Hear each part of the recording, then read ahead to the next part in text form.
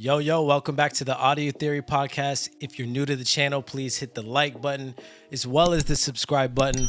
What's good, Danny? How have we been? We've been good, bro. We've been good. Let's take a shot. Shot. To a hell of a time in San Francisco. Cheers to The that. hospitality's been phenomenal. Yes, sir. New setup.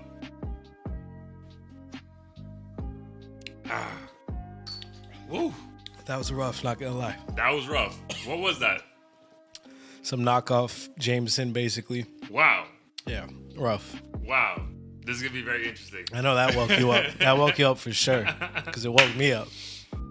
Oh, man. So, life updates. Dude, we've been vibing, dude. San Francisco's been a ball. Your boy flew in, Saturday? Just like a couple days ago. We had the whole weekend together. Yep. Went to Oakland. That was dope. Hung out in San Francisco. That's scary. Yeah. Yeah, it's a scary place. It's like Gotham City, to be honest. No, dude, I can see why you like it here because it has a lot of elements that make for a great city. But yeah, man, because I feel like I've gone for a couple walks, dude. It's not that I don't feel that someone's about to rob me. I just don't feel comfortable. Yeah. Like, is that similar? I don't, obviously, I'm just visiting for the first time, but is that how you still feel like on a day-to-day basis? Yeah, 100%.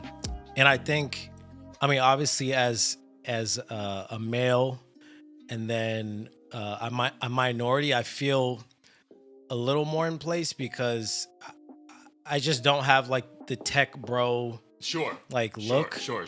So I'm praying to God that means I'm not like a prime target. Maybe I'm just making this shit up in my head. Sure. I think just seeing the crime stats and just knowing what goes on, it's just a sketchy feeling. It's sketchy. And then also just knowing that like this, you would think, like, I don't think this shit happens in Park Avenue, New York. Right. You know what I mean? And this is a very expensive place to live in the world. Yeah. So, like, why are you dealing with this? Right. That's the confusing part to me. Yeah. No, that's been confusing to me since I moved here. Like, why am I paying this premium, working for a super prestigious company, and literally like 3 months in, there's a murder on my block? Granted, like, I'm pretty sure it was an isolated incident or maybe dispute between people, but regardless, like, it happened. Yeah, it happened, and you wouldn't expect that to happen in, like, not saying I live in the Hamptons, but like as a frame of reference, you wouldn't expect that to happen. I mean, Hampton prices though. Yeah. Hampton prices, bro. Not far off, at least. Yeah. Or the people who own homes in the Hamptons also probably live out here. Right. So, no, I can feel that. But again, it's dope, man. I would say probably something you can talk to a little bit more that we enjoyed was hanging out in Oakland, bro. That was a dope experience. Yeah. We found a natural wine bar, drinking in the middle of the street, outside bar. Like, bro, that was a vibe. Like, that whole day was a vibe, to be perfectly honest. Yeah, super vibe. And I'm glad that you suggested that because I honestly, like, never really hang out in Oakland. Not because I'm afraid or anything like that. I'm just a creature Honestly, of I habit. felt more safe out there. Yeah. I mean, maybe, I don't know if, I think the areas we went were definitely Nice. Yeah, cleaner sure, and like, sure. I don't know, catered to people who just want to have fun. I think Oakland also is a little less tech bro-y. So Okay. I guess the disparity is not as obvious. Okay. Like, I feel like here it's like either 50 crackheads or like tech bros in Patagonia. There's like no in between. Yeah, the Patagonias are out here. Yeah. Out here. Yeah. And then we had dude, your rooftop in your apartment complex is fire. Dude, just loving what you got going on here, bro. I'm happy for you, man. This is really dope, man. This is really dope. Appreciate it. So, honest question though, how much longer can you see yourself living out here? Like, is it just like you're like, for example, me and my house in South Florida, I'm there until I can find my dream home. So, like, what's the plan for you guys? Yeah, it's funny that you asked this because I had a work event and I was on the BART on the way home and was thinking about it. And I'm the type of person, I really don't like planning too far ahead into the future. Sure. For me, it's usually like a few months. Every now and then I might have like a plan, a year or 5 years, but it's usually pretty vague. So in this case, definitely all of 2023, I plan to be here. As far as after that, like, who knows? It just really depends on my job situation, my wife's job situation. But fortunately, I think we're both in a position to where if we want to move, I mean, we'll definitely have to put in the effort to find a work from home job, but Yeah. at that point, who knows? Like, I honestly didn't even expect to be in San Francisco. For all I know, we end up in 2 years Florida ago. or some shit. Yeah, 2 years ago, you didn't think you'd be here. Right. Right. Yeah. Dope, dude. But again, while you're here, definitely gonna visit some more. Definitely enjoyable situation. The fall weather, bro. Like being able to wear a hoodie and not be sweating is a fucking fire feeling. Yeah. And dude, hopefully this video does numbers and it makes sense for us to do more of these episodes in the same room. So 100%. love it, dude. Yeah. And obviously we'll get into some of the vibes we had late evening under some substances. Bro, I looked back at my Uber ticket though, so just people know I came to San Francisco for a work meeting, went well, killed it, so no one get mad at me. But dude, the fact that I didn't order my Uber till 2:24 in the morning when I had to be at that conference by 9 o'clock is wild, bro. Yeah. Yeah. Yo, crazy. Yeah. Crazy, because I feel like around like 10 o'clock, we're like, all right, another half an hour, max half an hour. Bro, it's 12:45. All right, 10 more minutes. And the fact that it was 2:24 is, just a phenomenal weekend, bro. So kudos 100%. to you for being a great host. But yeah, man, let's get into it.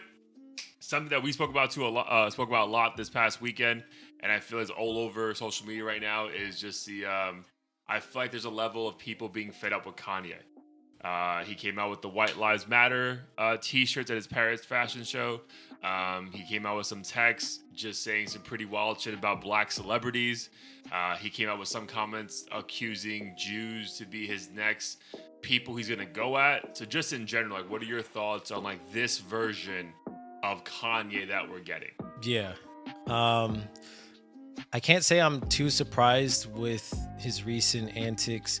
When my wife showed it to me, because of course it was everywhere on TikTok. Everywhere, bro.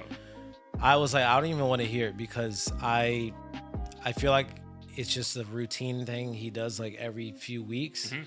And I'm the type of person that also doesn't like to read into these headlines, because I'm sure there's more context. As crazy as a lot of these celebrities may seem, I'm like, I guarantee there's more to the story than just the headline. Everyone has their story. Right. And that, I forget which night, but it was this weekend. I think it might have been the night you left late, but I was watching the Fox News. With Sean Hannity, whatever? Yeah. And honestly, a lot of the stuff Kanye said made sense to me.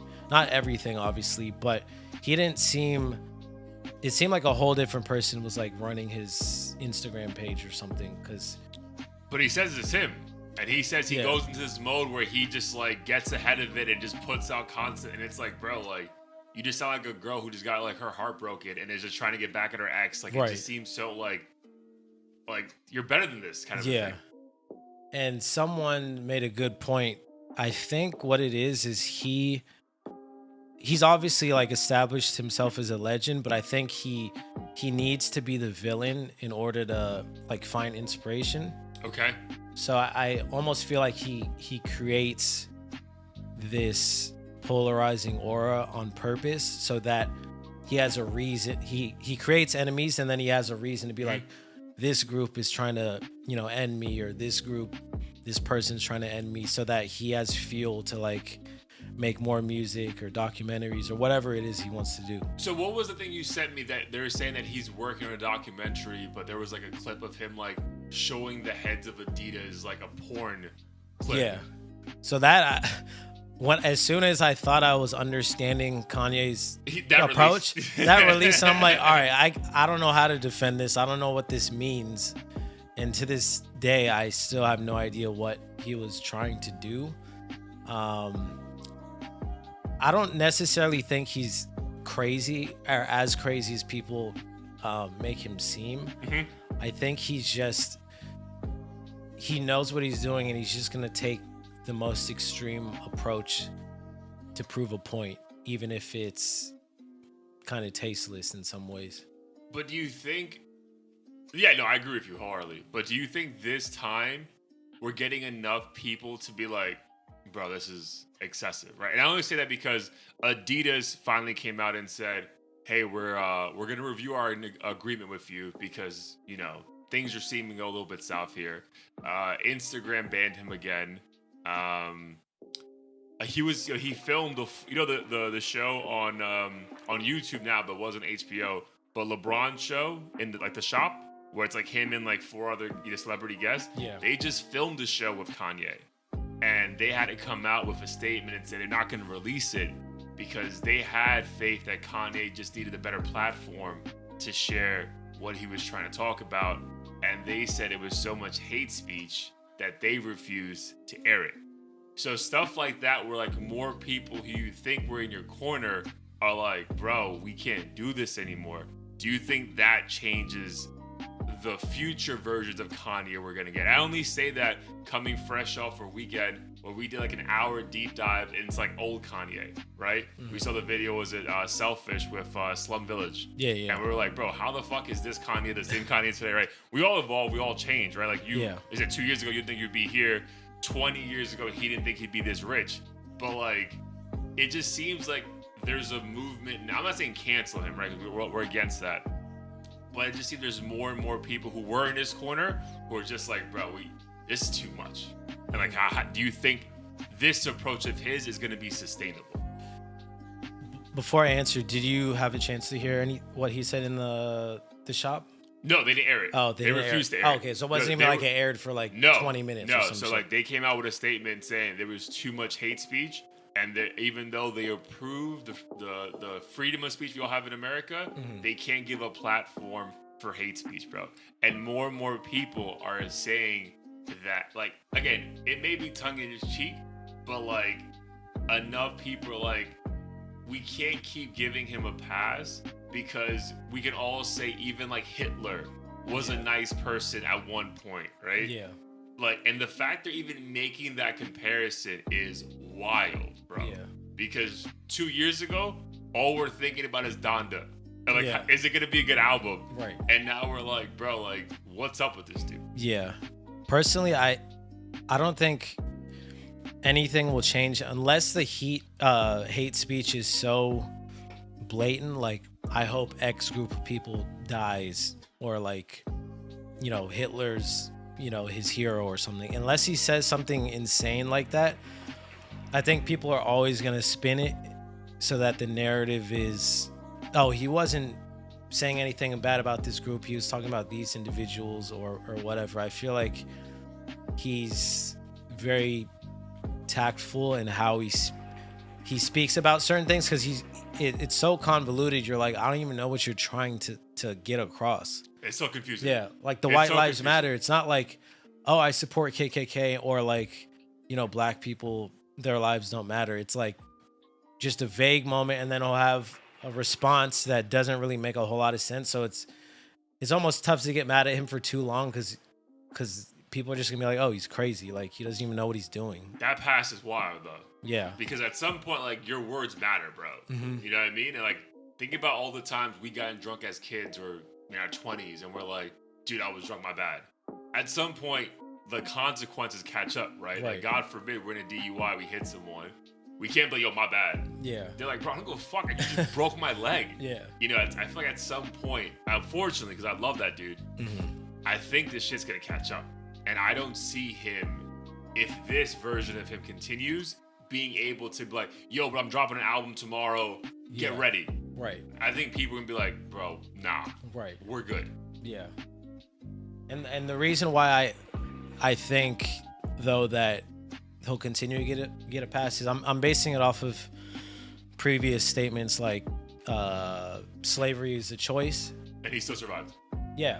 Because later on, people are like, oh, he was talking about mental slavery, and like how the slaves didn't necessarily choose to be in that position, but after a certain point in time, the white slave owners conditioned them to not even want to leave and be free. And people are like, oh, okay, that kind of makes sense. And then it kind of just was brushed away after that. So yeah, because honestly, that comment was almost like 5 years ago. Mm-hmm. And I think it was kind of the same thing with the White Lives Matter. Like, when I saw the interview, I mean, one thing he said that I agreed with was he was talking about Trump, and he said he feels like black people are just in what's the term, approval rating. And obviously that resonated because I do think a lot of politicians treat black people as an approval rating. It's not what can we do for them? Can we get them to be on our side? And then it's like all done. Sure. But in my mind, I'm like, what does that have to do with the White Lives Matter shirt, though? Right. He didn't address that really. Right. Well, I think one snippet of that interview that I heard, it wasn't Sean Hannity. I think it was like someone named Tucker or something from Fox News. Mm-hmm. I think he was just showing love, like, well, you guys stood up for us and said Black Lives Matter, and I just want to let you know that White Life matters too. Right. But again, if we take ourselves back to 2020 in the heat of this and people passing away and being killed by cops, the idea to say that seems crazy. Yeah. Like, seems crazy. Yeah. So that's where, like, I struggle with it, bro, because I'm like, bro, like, I can't keep giving him a pass. Right. And the thing is, I really tried to understand what he was doing, because I understand the hypocrisy of, like, why should people be upset with the statement White Lives Matter when they obviously do.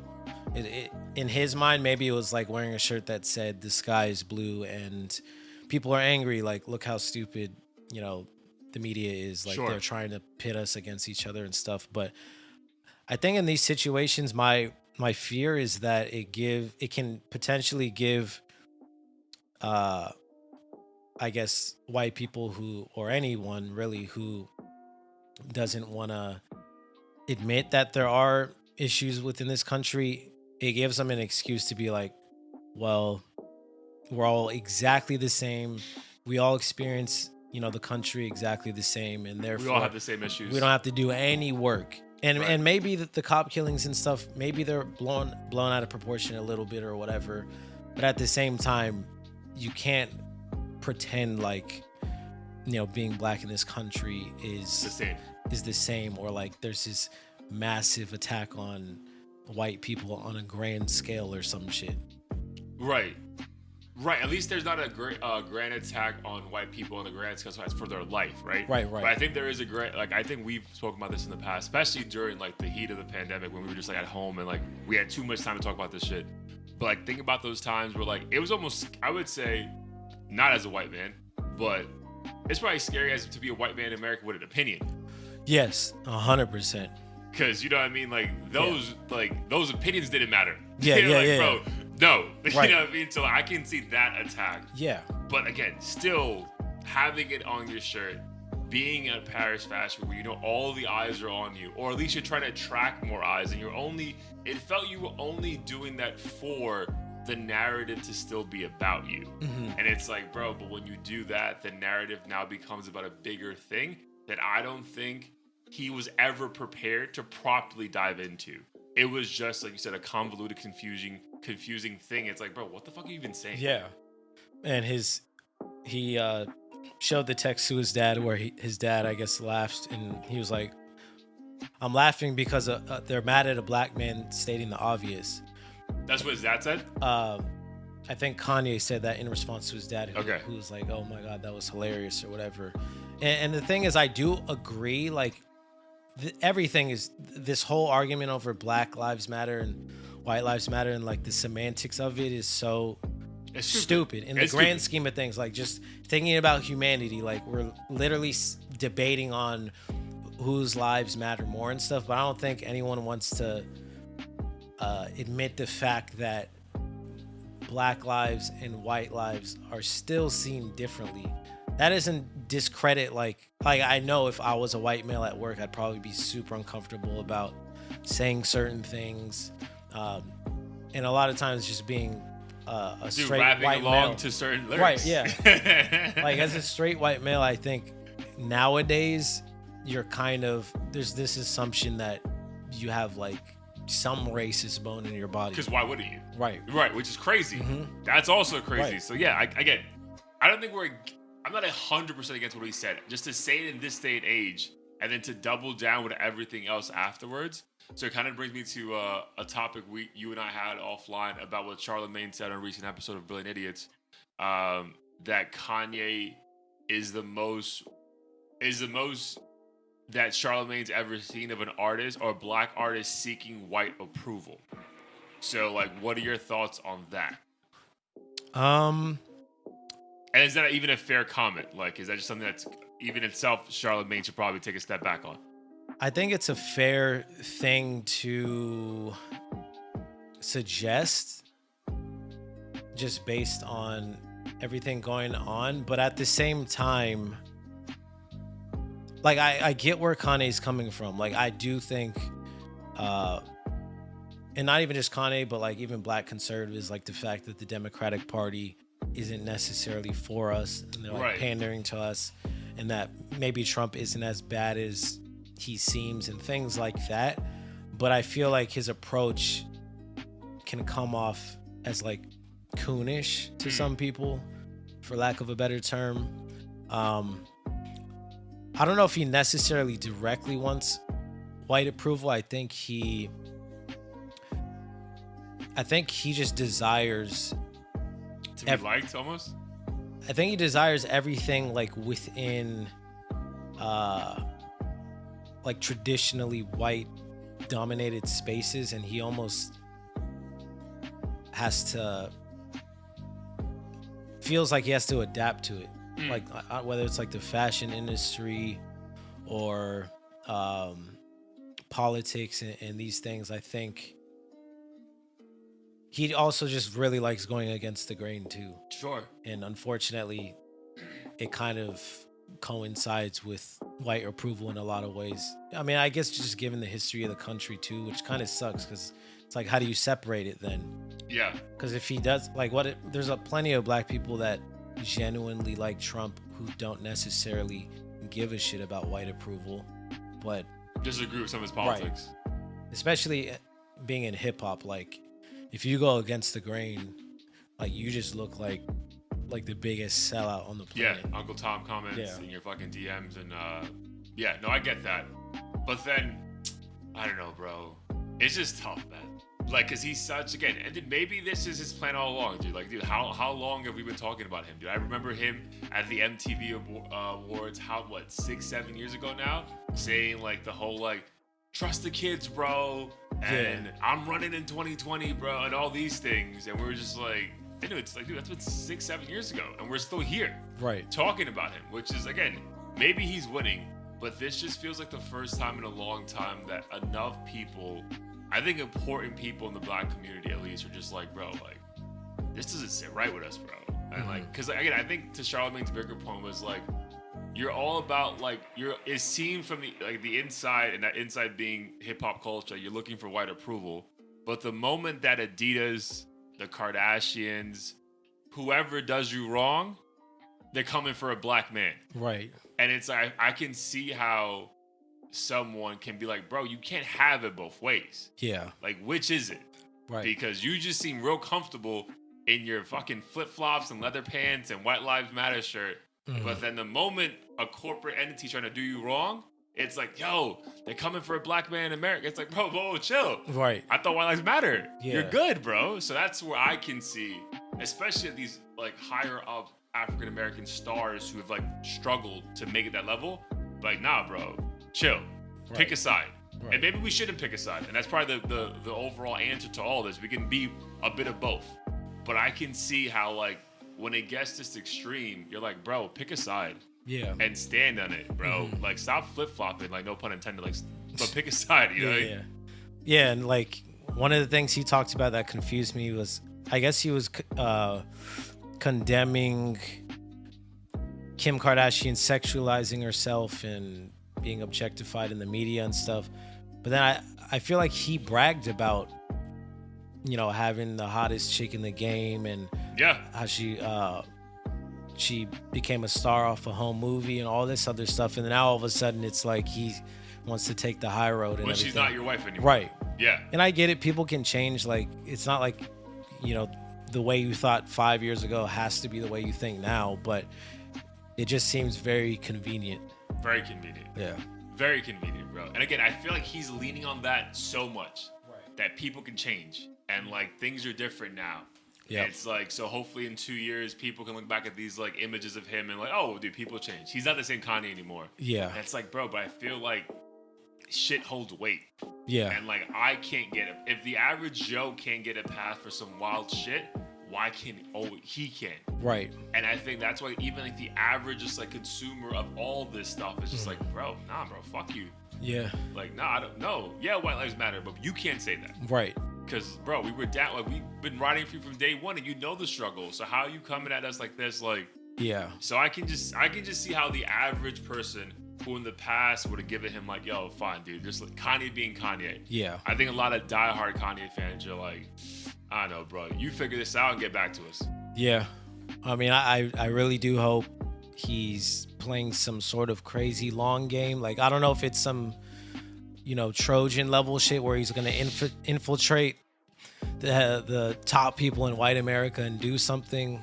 That's all I can like hope for in the back of my head, but who knows? All I know is like in the context of hip hop, I don't see this affecting relationships with people who already kind of had some sort of relationship. Like the Travis Scott's of yeah, Fabio. like his name is just too big. I think those guys don't even have time to care about the politics of it all. Conversation. Yeah. Yeah. They're just like, yo, he's god. A god in not just hip hop but music, and they're not gonna.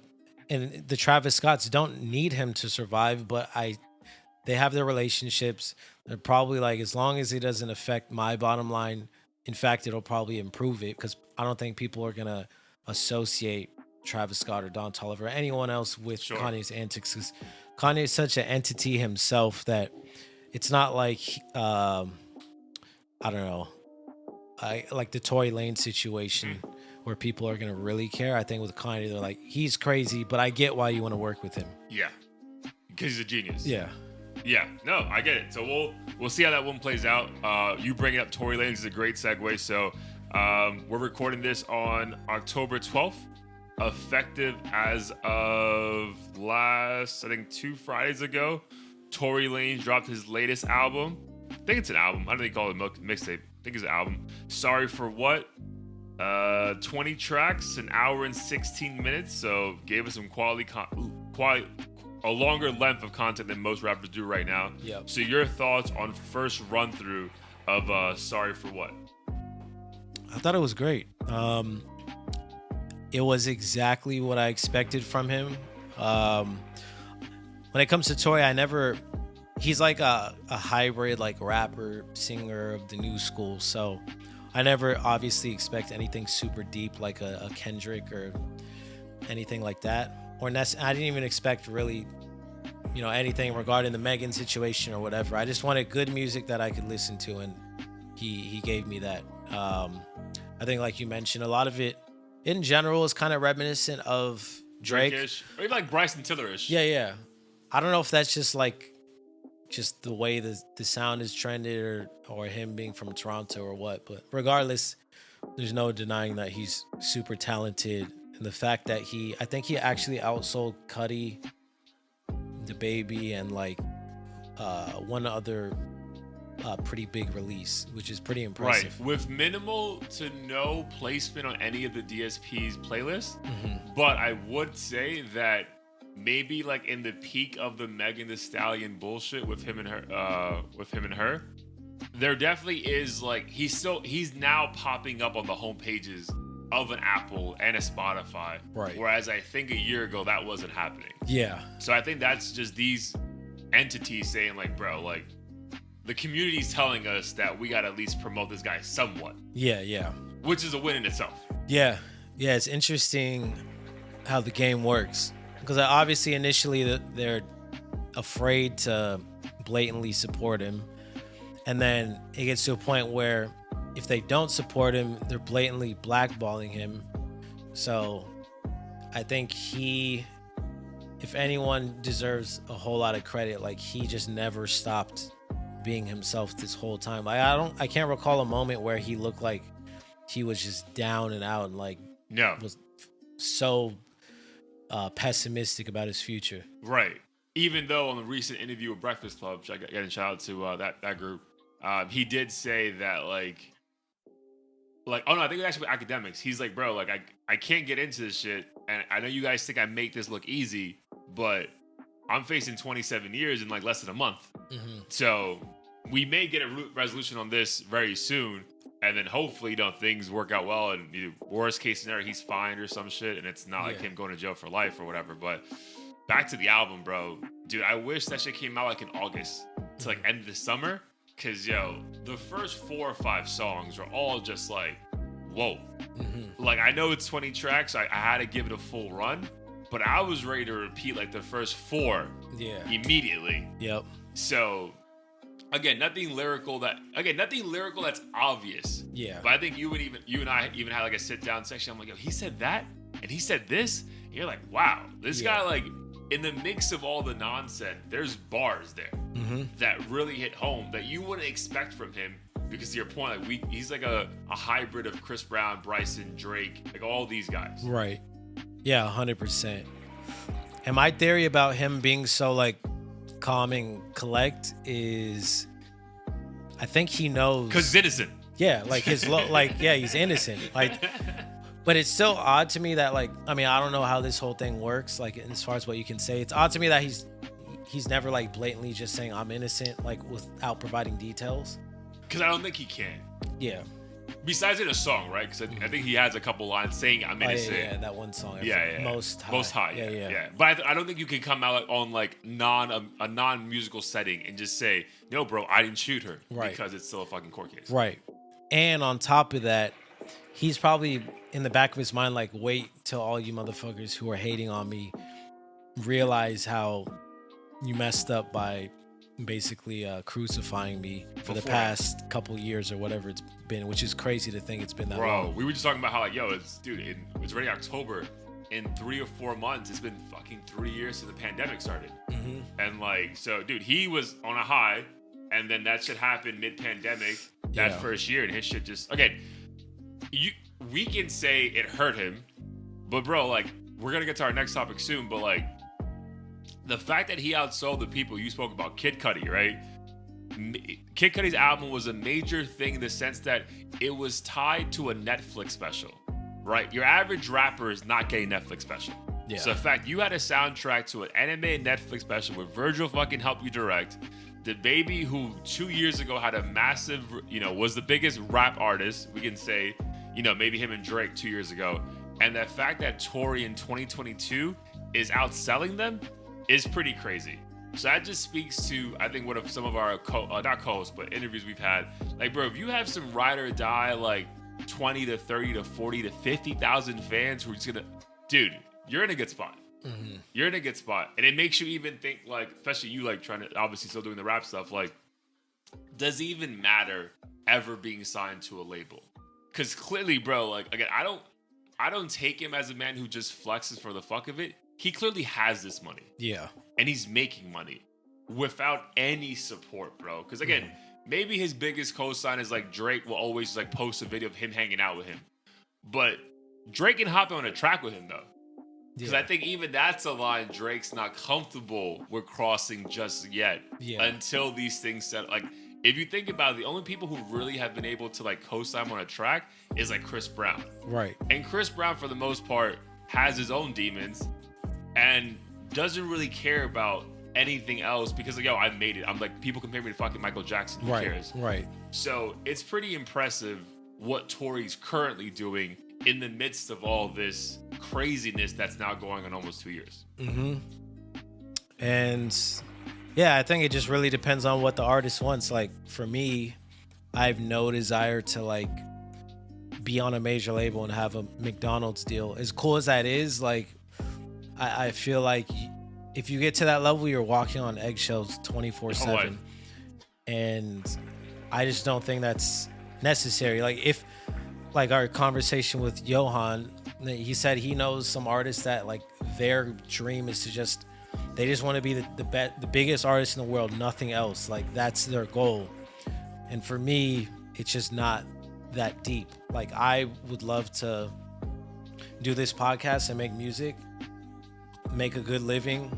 I don't need fucking 20 Ferraris and 5 private jets. Like that's just not my life vision. And I don't know what Tory's is, but it seems to me like he's content. But at the same time, there has to be some chip on his shoulder of like, all this shit talking. Bro, I think the moment he walks out of that courtroom, yo, it's fucking Tupac in 95. Yeah. Like, bro, like, He better do like a part 2 of Most High or something. yo, has to. Yeah. Has to. So let's just predict the future real quick, and we can run this back in a year. He claims that his court case is like now like 2 or 3 weeks from now. Say comes back that he does 0 jail time. What do you think is gonna happen for his career?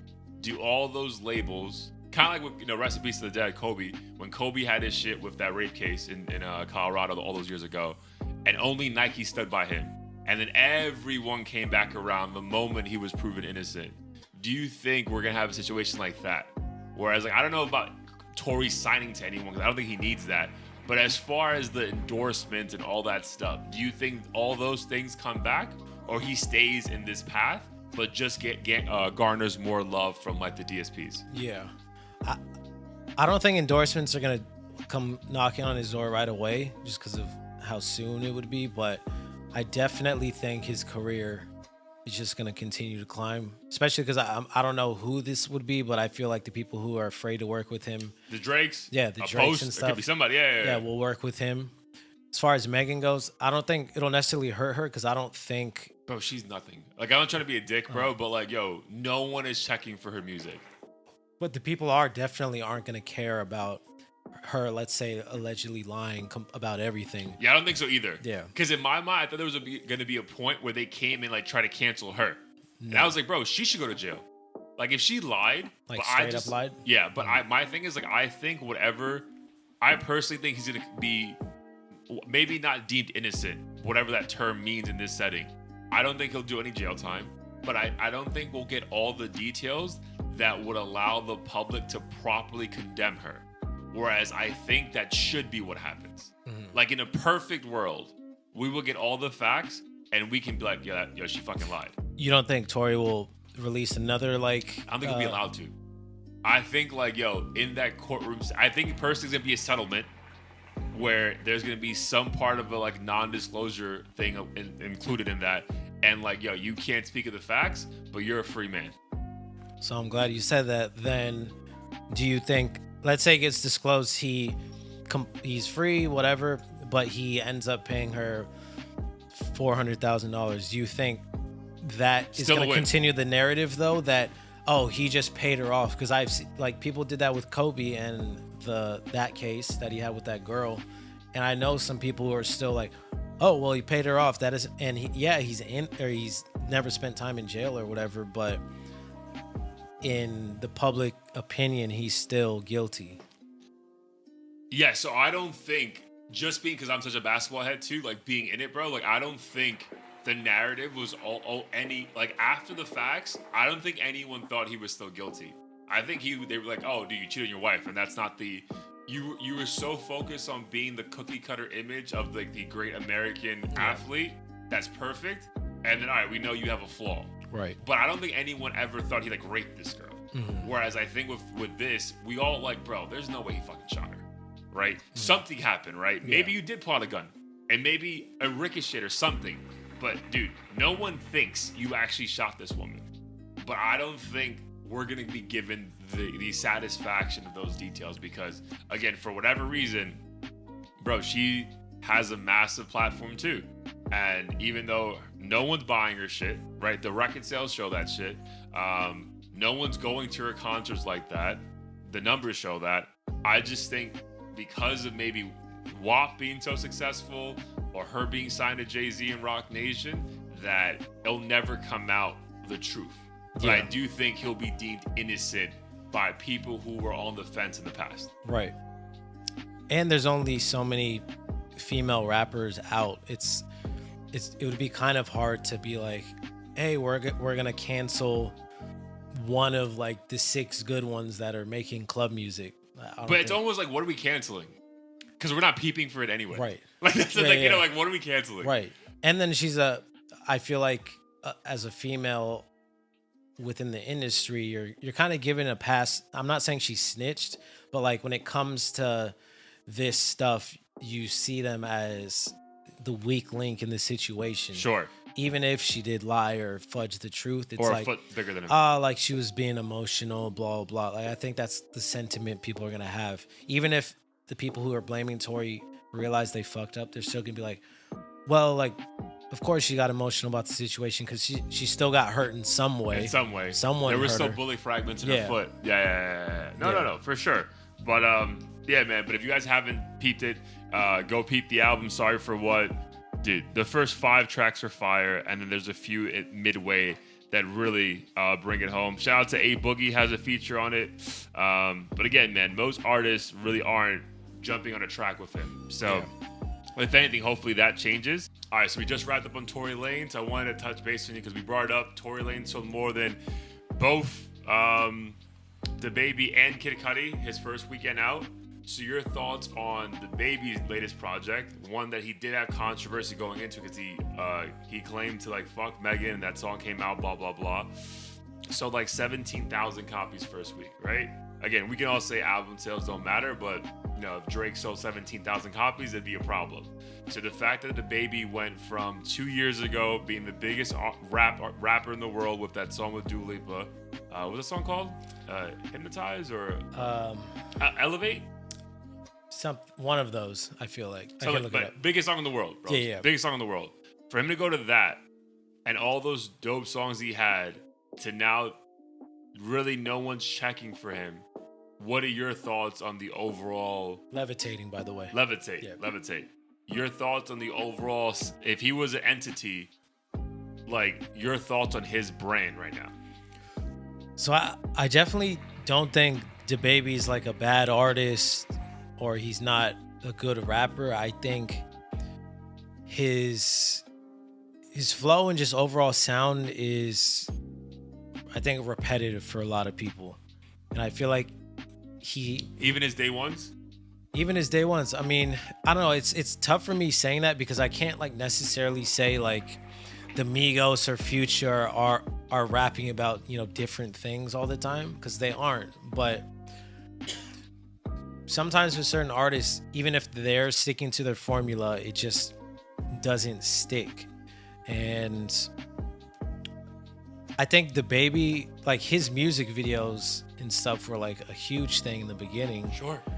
But now I can't recall the last music video that kind of went viral or anything, but maybe the music videos did have something to do with the virality of some of the songs, like that Suge song, for instance. Like the music video is dope as hell. And the song he had with, sorry, I think the hookah and the fucking whiskey's coming right now, so I apologize if I sound wild. I think the song that he had on the original Dreamville, the one that first dropped like 3 years ago, with him and J. Cole, yeah, like that was a moment in hip hop. Right. But the fact, again, that the moment was because of him. Mm-hmm. And the fact that we're 3 years later, and dude, I'm sure a video dropped for whatever song that dropped. Yeah. And dude, no one cares. Right. Like that seems weird to me. I think it also boils down to the fact that you need a hit. Like if he has a hit, undeniable hit, people are gonna forget. But I think his music right now or recently has been passable. It's not absolute dog shit by any stretch of the truth, but like I don't think it sticks. Like it's the same formula, but it's not something that you necessarily want to replay over and over. Okay. Like you could argue that Travis and Future and Drake even, like you could say that, yeah, they do the same thing or whatever, but I feel like they have a skill in making something that sticks, and it'll make it feel different because the melody might be different, or they just know how to ride like a super catchy beat in a way that's different. But I feel like the DaBaby hasn't really made any super impactful music recently that's just melodically undeniably a hit. Sure, but I can say devil's advocate, I feel like he never did that, right? Suge was different, but then even after Suge, he had an album that we were like, yeah, that's cool, nothing crazy, but he was still famous enough that, again, Dua Lipa wanted him on a track, right? Post Malone on whatever that album was, It's Burning, Hollywood's Burning, whatever, had him on a lead single, right? Enough people wanted him on a track. And I wonder if all the antics, right? Like not just the him at Rolling Loud and calling LGBT all these crazy things, and I hope you get all that stuff. I think him fucking up Danny Lay's boyfriend at a bowling alley, him constantly like sucker punching random people at the malls, him calling the woman who worked his private jet a Karen and have your hair right when you surf, like all these things on top of the music just being the constant same thing, that even his day ones, kind of like what I was saying earlier about the Kanye thing. Like the thing about Kanye, like I think eventually at some point his fans are like, bro, like what are we doing here? Like the music is average or the same, maybe not average, the same. And then you're also just like constantly doing dumb shit. Like I don't even care anymore. Like I wonder if that's it, bro. Because to go from, I would assume an average first week for him would be around, worst case scenario, like 50 to 75K. Worst case scenario. To 17, bro? Like that's like, not to be a dick, and I know that people, like, if you go back my track record, like talking shit on Logic, those are Logic numbers now. Right? Someone who's around, but no one's really checking for. And that's like, sad's maybe the wrong term. I'm gonna say sad. Like that just shows to me that I don't think to Tory Lanez, who has like ride or die, I don't think DaBaby ever had ride or die fans. Yeah, I think that's what it is. I would disagree with the antics piece only because I feel like I see that so often with damn near every like quote unquote street rapper, and it works. Yeah, and like for instance, I think it was maybe disgusting is too far, but I thought it was disrespectful what he did to the flight attendant. Yo, wild. It was wild. But if he had like an undeniable smash hit, I would still listen to it in certain environments. But it's like, my man, you're average. Yeah. And I think he never really had a core fan base that was like, oh my God, I need to tune into everything he's releasing. And I feel like as much as people want to call like Future or whoever else a mumble rapper, they have like this persona that draws certain audiences in. So even Future, I would say, has a core fan base. Dude, the Toxic King. Yeah. Yeah, 100%. Yeah, dude. and he's like a huge meme and everything in that regard. But DaBaby, and it's weird too, because he's like one of the few rappers that like has like caught bodies and shot people and shit, and like makes it out. And like it's clearly about that life, but for some reason, you would think that would keep the momentum like just going. But it'd be wild though. It was like you called a woman who wasn't a Karen, and that was the end of you. Yeah. I know. So yeah, I think what it is, what you mentioned that resonated with me was he doesn't really have a core fan base that cares. Right. So I think someone like him needs a hit, but someone like Frank Ocean can disappear for 6 years, release an album, like not a single song charts, but like the fans care and support, and Russ, like all these guys, and you're making money regardless. Yeah. Again, I don't know his pockets. I don't want to count, but I'm sure DaBaby's not broke. Yeah. But it just seems that core fan base was never properly cemented. Mm-hmm. It was just a bunch of like people riding the DaBaby wave. And it's like, oh, another hit. Oh, Post Malone co-signed you. Great. Right. But then once all that shit went away, dude, clearly not enough people stayed, bro. Mm-hmm. Because I don't want to say he was blackballed. Like, it's not some Tory shit. Yeah. Like, bro, your shit was on the DSPs. Right. Like, people could get your music. Mm-hmm. Like, allegedly you have whatever millions of fans on Instagram. Why did they support you? Right. You know what I mean? And it just shows that, like, bro, like, I feel like if the music isn't there, the rest of this shit after a while becomes a distraction that you don't want. Right. Because now it's distracting me, like, bro, he's just doing some other shit. Like, I don't care. Mm-hmm. And I think most people have moved past like his comments at that Rolling Loud event. You know, maybe there was a couple artists like he wanted to work with that were like, nah, I'm still good. But he might be thinking about the Dua Lipa situation, like, oh my God, what could have been or something. Oh, dude, I would fucking have night sweats. Right. Bro, that's like the biggest artist in the world. Yeah. Bro, you fucked up. Right, exactly. So in that sense, yeah, maybe he was canceled to a degree, but as far as like him coming back, I think it's more about the quality of the music and less about who he's able to work with or which billboards he can get on or anything like that. So what do you see as his route back to the top, if any?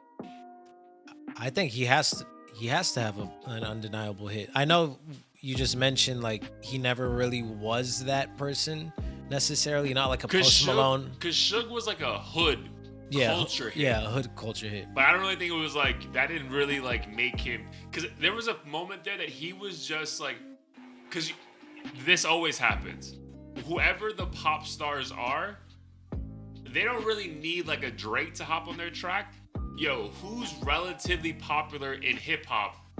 Give him a verse. Yeah. Right? Because Wiz had that for a moment. Right. DaBaby had that for a moment. Right.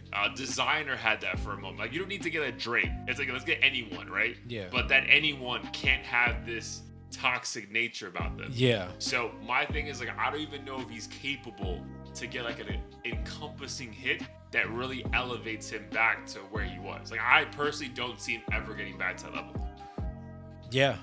I mean, I still think the only solution he can do is come back with the hits. Like, I don't think, like, think about anyone who had a controversial past, like let's say Chris Brown or something.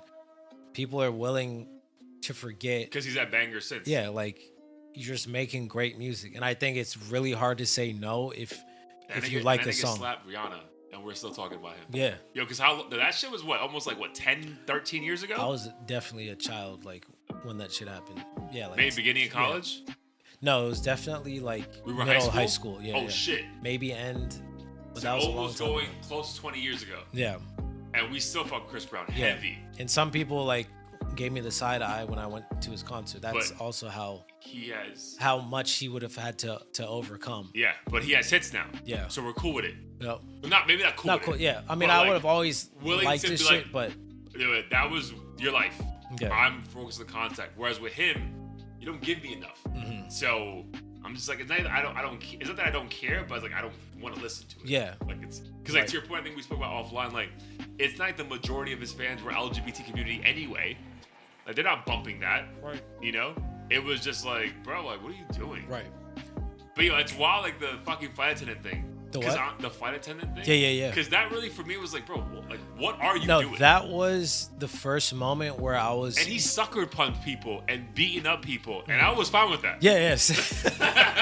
Same. I was like, maybe he asked for it. Like, sure. The dude who got punched. Bro, you're just like, bro, like just again, not like getting your place, but bro, like you're on a private jet, you're living the dream. Like who the fuck are you to tell a woman how to dress and how to appear when as she's serving you as her job? I think what it is like, regardless of this hip hop shit and the violence and stuff, like when there's someone innocent getting thrown into it, it's not like a fan who's like overzealous and being annoying and shit. Like when it's just a woman making an honest living and then you're basically treating her like degrading her as if 10 years ago you weren't fucking being followed in Walmart or wherever the fuck you were at, and now you want to be on this high horse. It's just like, humble yourself. Yeah. Like, what are you doing? Why do you have to behave this way? And it makes you not want to support people like that. Right.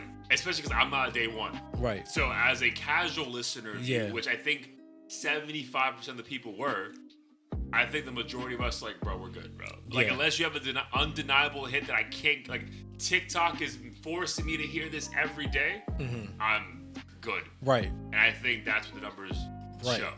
And I think for me, when I think of DaBaby, like, the biggest draw is, I guess, the authenticity. Sure. Like, his lyrics are real. Yeah. But it's also, like, fun at the same time. He can be, like, silly with it and not take himself too seriously at times. But I think, like, there's just this demeanor of, like, fuck everybody. Like, there's too much ego involved, it seems like, at any given time. And I don't know, for me at least, that kind of puts me off. In a big way. Yeah. In a big way. Yeah, so we'll see. Again, I'm sure obviously going to keep putting music out, but dropping 17K your first week is wild for him. Yeah. Again, if I drop 17K I'm winning, bro. But for him, that's crazy. Yeah. That's crazy. But all right, man. So let's go into Heat of the Week. I think we're very excited about this Heat of the Week. So I'm gonna let you explain where we found it, but then let the people know that I'll let the people know that we're gonna do a bit of a change in audio theory. So I want to put it out there so it forces us to the same with like our interviews. Like it forced us to get interviews here. Right. So on Heat of the Week, we're gonna start diving into maybe old school songs, not from like the 80s, but maybe 4 or 5 years ago, like this week is, and really start deep diving in either that time of music or what that video of that song really entailed, and just break down how wild some of the shit that we take for granted. All right, so I'm gonna let you take the floor about what the song is, and then once you're done, we'll break down the video. Yeah. So just for a little context, Danny and I were vibing out on Sunday, which is a few days ago, and we were just going through old music videos. Not, again, to his point, not necessarily super old like the 80s or anything, more so within the past like 10 years, let's say. And when it came my turn to choose a song, I thought of one that I personally discovered, I don't know, maybe a month or so ago, recently. And I was obsessed with it. Like I literally listened to it maybe 100 times within a week. And for whatever reason, I never made it a Heat of the Week in the past. I think for Heat of the Week, generally we try to choose new stuff, right? That no one's ever heard of. Yeah. For sure. I'm not going to make like some obscure Drake song from like 5 albums ago. I think we know this. Yeah, exactly. So that's why I didn't choose it. But I knew the vibe would be something that you would probably like. Sure. I think we may have, before this, listened to Party Next Door, who's featured in the song I'm about to mention. But the song is called Can't Hang by Preem featuring Party Next Door. And I think what makes the song more special and why we're getting into this is the music video. But the song itself is just a very simple but impactful vibe. As far as the message, it doesn't get super deep or anything, but I think sometimes when you get simplicity across in such a dope way, sometimes it just hits harder than a song that's super complex that requires like your full attention. 100%, dude. 100%. When I heard that, I was almost mad you just sent this shit to me immediately, bro. Because similar to like some songs I said about you that you created, or like Young Dolph in the past, with this, like some southern music, like there's a beauty in simplicity. Like you can get your message across, and it doesn't have to be. Again, which we all love Jay-Z. Like no one's a bigger Jay-Z fan than me, but like you don't have to have a double, triple entendre, like these crazy metaphors. It could be the most simplest shit that we're all thinking, but it's like, yo, he said that shit in the most catchiest way, right? Right. So I would love to break down the video now. Let's break it down. Should we play? I don't want to cancel. Like, are we allowed you to play it? I just wouldn't play it into the microphone. Play it over there? Play it on okay. low. All right, let me pull this up real quick. So I'm pulling up the Can't Hang video. Or you could even do it right here. All right, hopefully my shit didn't die.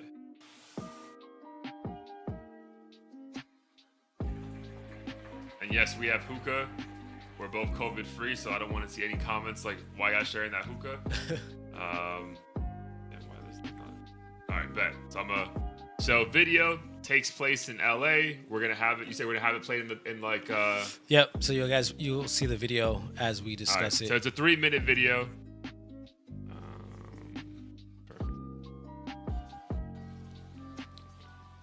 Perfect. Honestly, the most simplest visuals, as you see, and honestly, the most epic summer song in the world.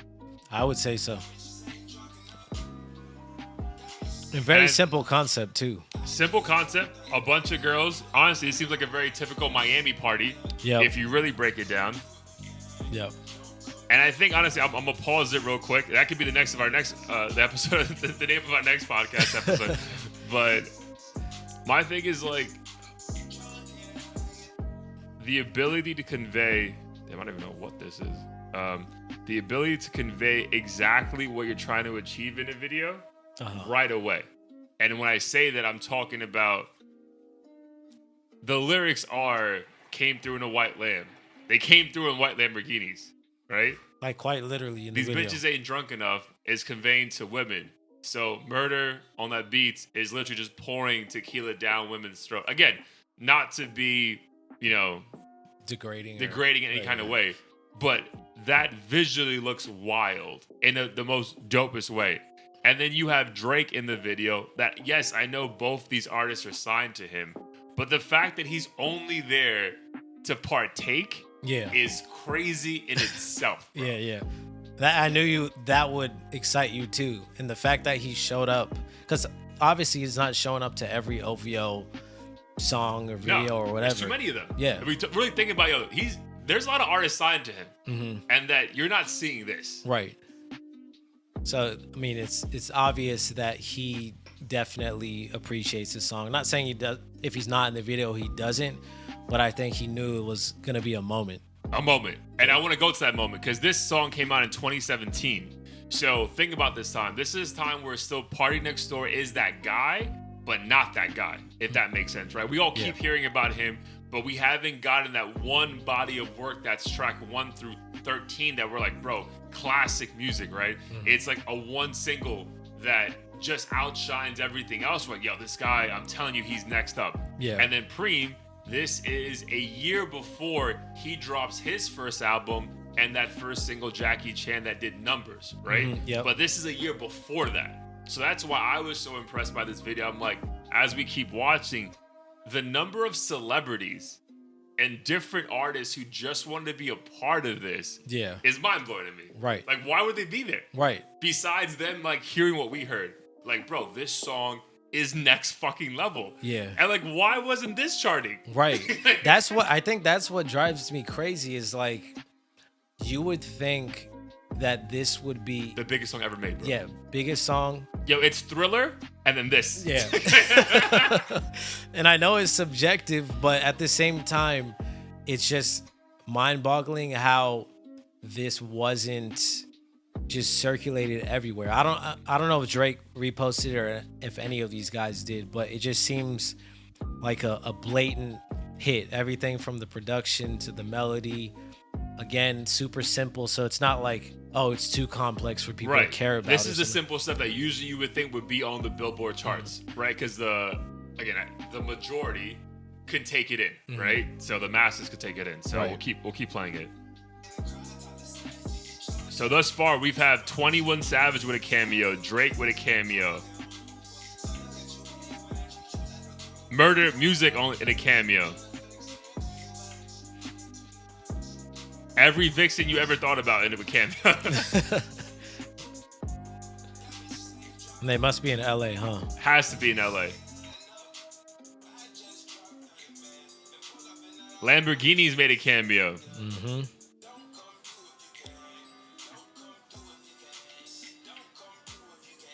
All right, so I'll pause it again. And this is what I think really drove it home for me.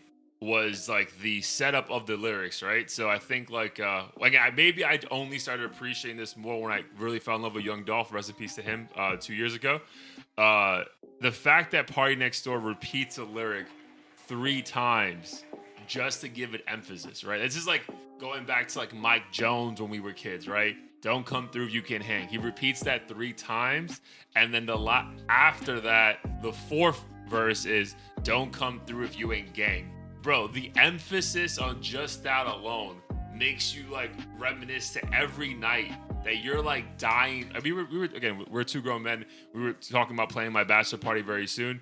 So like even like the idea of that though, I can go back to like when I'm 23 years old, like right after college, and you just want to go out after like your first time in the real world. You're like, bro, like I'm trying to have a great fucking night. Bro, if you're not trying to low-key get alcohol poisoning tonight, don't come through.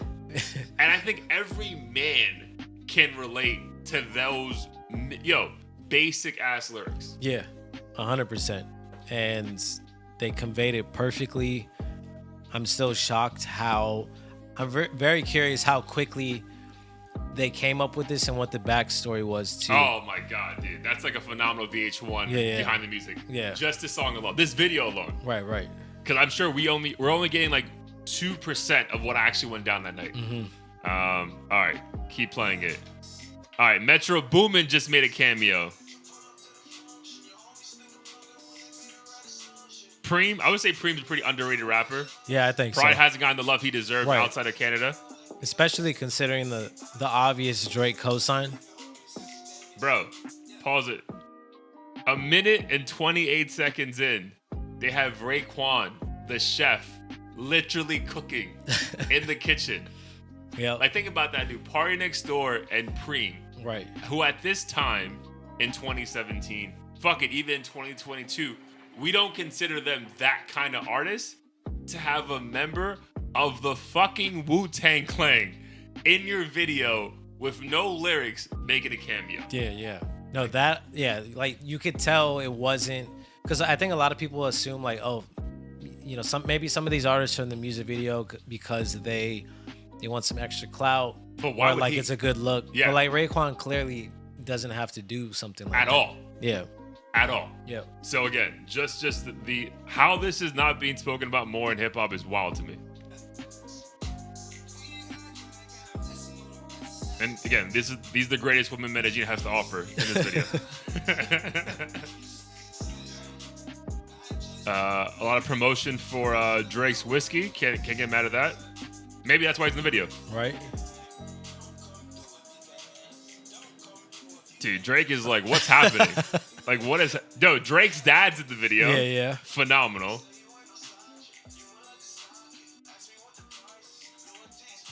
Preem giving us great bars.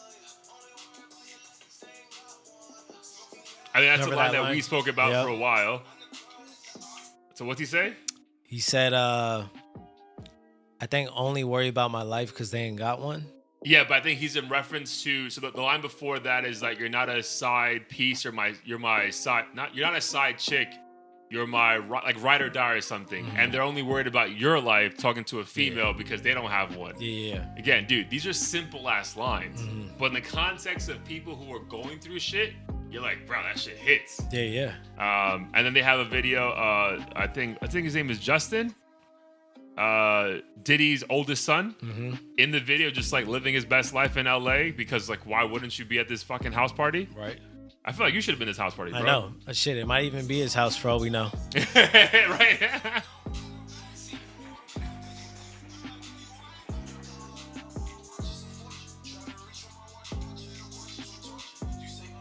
Metro Boomin again. Again, every female you've ever seen in the video is at this house party. And again, people could like look at the lyrics and say it's a little bit degrading. I would push back, because I feel like at the end of the day, when you're just trying to have a good time, you're just trying to have a good time. Yeah. Also made a cameo in this video, Rich Paul, which for you guys who listen, is LeBron's agent. And this is 2017 when Rich Paul really isn't Rich Paul yet. Also, who made a cameo in this video, Rudy Gobert, the starting center for the Utah Jazz, who at this time in 2017 really wasn't that guy either. So it's just crazy that all these people, you could even say a bunch of up-and-coming artists, just felt the need to be there, which is even more amazing, right? Because I feel like they're not just saying, yo, okay, we weren't there, but if I had to put myself in Preem's shoes and he's trying to sell this to them, I think he gives them the song. Right. And tells them the vision. And they're like, bro, Yeah. I gotta be there. 100%. You know what I mean? Yeah. Because again, there's no benefit to them from being there. They don't have a verse. They're not promoting shit besides Drake's liquor. But again, there's Drake artists, so whatever. Right. Like the idea that all these people wanted to be at this one video shoot that again ended up only getting 2.5 million views in 5.5 years. That's insane. Bro, that number needs to be 25 million. Right. But I think they're still fine with that. Because they're like, bro, this was a moment that at worst case scenario, I enjoyed this day when we recorded this. Yeah. 100%. That's definitely how it went down. I'm sure there might be a degree of them expecting it to have blown up a bit more than it did. Granted, Jackie Chan blew up, so I don't think he's necessarily clear, and they know clearly Preem and Next Door are those guys since then. Right. But yeah, I mean, as soon as I heard the song, I was like, these guys are criminally underrated for this one. I can't necessarily be mad because as long as I know the song, like, who gives a fuck if, you know, everyone else knows it? I mean, at least it wasn't overplayed on the radio or anything. Right, at all. Yeah. At all. Dude, but what's crazy, I think two reasons why I think I love this song so much I think one reason why I'm getting so excited about it is because it feels like how when we found new artists and new songs and we were a part of it and we can say we're part of it from day one. I wonder if that's how those guys felt. The 21 Savage, the Metro Boomin, right? Because, dude, think about it. That's a murder on the beats beat. Metro Boomin has no reason to even be there. And he's just like, nah, I got to be a part of that. Because, like, yo, if this pops, fuck, dude, I was a part from day one. I wonder if, like, that's why you and I are so excited. Because, like, I feel like that's how they had to feel. Because why would Rich Paul be there, bro? Right. Like, what are you, like, why are you there? Yeah. I mean, do you think there might have been because obviously Drake is, like, in the context of everything, the biggest guy. So do you think he's telling them? Yeah, he's basically like, we're gonna have, this massive party, like all the people anybody who's anybody is gonna be there. Come through. I need you to come through. And they're yeah, like, I'm sure it's some of that. Yeah. But I feel like the